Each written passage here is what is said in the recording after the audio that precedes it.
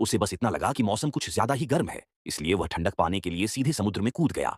लेकिन जैसे ही वह पानी में उतरा, समुद्र की सतह पर अजीब तरह से गुड़गुड़ाते हुए बुलबुले उठने लगे। ये देखकर उसकी दोस्त को तुरंत कुछ गड़बड़ महसूस हुई, क्योंकि इसका मतलब साफ था कि समुद्र का तापमान बहुत तेजी से बढ़ रहा है। डर के मारे उसने लड़की का नाम पुकारा, लेकिन तब तक बहुत देर हो चुकी थी। लड़की पानी पर तैरती हुई दिखी, बिल्कुल निश्चल, बिना किसी हरकत के। उसी समय नाव पर मौजूद बाकी पर्यटक अभी भी अनजान थे कि पूरी समुद्री सतह उबल चुकी है। अगले ही पल तेज गर्मी सहन न कर पाने के कारण यॉट फट गई। लेकिन उन्हें यह नहीं पता था कि यह सब ज्वालामुखी विस्फोट से पहले के संकेत थे। इस इलाके के पास एक ज्वालामुखी द्वीप था जो सैकड़ों साल पहले फट चुका था। धरती की प्लेटों की हलचल के कारण ज्वालामुखी के नीचे का लावा समुद्र में फैल चुका था। कई समुद्री कछुए गर्मी सहन न कर पाने के कारण वहां से पलायन कर चुके थे। लेकिन सामने मौजूद 4 लोगों का परिवार इससे बिल्कुल बेखबर था और बेफिक्र होकर इस द्वीप पर घूमने आ गया। बहुत जल्द उन्हें एक भयानक अनुभव से गुजरना पड़ा। अचानक जमीन ऐसे हिलने लगी जैसे कोई जबरदस्त भूकंप आ गया हो। जब उन्होंने ऊपर देखा तो उनके होश उड़ गए। दूर ज्वालामुखी से मशरूम के आकार का धुआं उठ रहा था। जैसे ही उन्हें पता चला कि ज्वालामुखी कभी भी फट सकता है, पूरा परिवार घबरा गया। वे जल्दी जल्दी सामान समेटने लगे और वहां से निकलने की तैयारी करने लगे। बड़ी बेटी पूरी तरह सदमे में थी। वह सोच भी नहीं सकती थी कि छुट्टियां मनाने आई है और अब बताया जा रहा है कि कुछ ही घंटों में ज्वालामुखी फटने वाला है। जान बचाने के लिए मां ने बच्चों से जल्दी सामान पैक करने को कहा, क्योंकि द्वीप पर लोगों की भीड़ बहुत ज्यादा थी और पर्याप्त जहाज मौजूद नहीं थे। अगर वे समय रहते समुद्र किनारे पहुंचकर नाव नहीं पकड़ पाए तो शायद कभी भी यहां से निकल ना पाए। जैक ने सड़क से गुजरती गाड़ियों से मदद मांगनी शुरू की, लेकिन इस हालात में हर कोई सिर्फ अपनी जान बचाने में लगा था।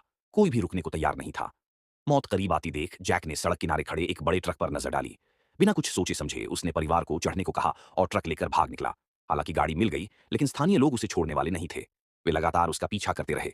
जब जैक परिवार को लेकर बंदरगाह पहुंचा, तब भी वे लोग पीछे लगे रहे। मजबूरी में जैक ने पत्नी और बच्चों को पहले उतार दिया और खुद पीछे रहकर उन लोगों को रोकने लगा। इस दौरान उसकी खूब पिटाई हुई, लेकिन गनीमत रही कि उसका परिवार सुरक्षित नाव पर चढ़ गया। जब लोग फिर भी नहीं माने तो जैक ने उन्हें पैसे दिए। तब जाकर उन्होंने चोरी की गाड़ी का मामला छोड़ा। जैक खुद भी नाव पर चढ़ना चाहता था, लेकिन तब तक नाव बंदरगाह से निकल चुकी थी। वह बस दूर से अपने परिवार को जाते हुए देखता रह गया। ज्वालामुखी किसी भी पल फट सकता था। जैक समझ नहीं पा रहा था कि अब कहां जाए। इधर पूरे शहर में अफरा तफरी मच चुकी थी। लोग गाड़ियां लेकर द्वीप छोड़ने लगे थे। इसी निराशा के बीच 2 युवा लोग जैक पर ध्यान देते हैं और उसे साथ चलने की पेशकश करते हैं। दरअसल वे दोनों भाई बहन थे जो कुछ दिन पहले यहां घूमने आए थे। उन्होंने बंदरगाह के पास एक छोटी नाव छिपा कर रखी थी। अब कोई और रास्ता न देखकर जैक उनके साथ चल पड़ा। वे तीनों बंदरगाह पहुंचे, रेत के नीचे से चाबी निकाली और नाव मिल गई। सबको लगा कि अब वे बच निकलेंगे, लेकिन तभी पास से गोली चलने की आवाज आई। एक आदमी हथियार लेकर सामने आ गया।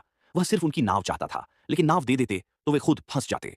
जान बचाने के लिए भाई ने बिना सोचे उस आदमी पर झपट्टा मार दिया और हथियार छीनने की कोशिश करने लगा। बहन मदद के लिए आगे बढ़ी ही थी कि अचानक बंदूक चल गई और गोली सीधे भाई के दिल में जा लगी। भाई वहीं ढेर हो गया। बहन चीख चीख कर रोने लगी। जैक समझ गया कि अब उसे ही कुछ करना होगा।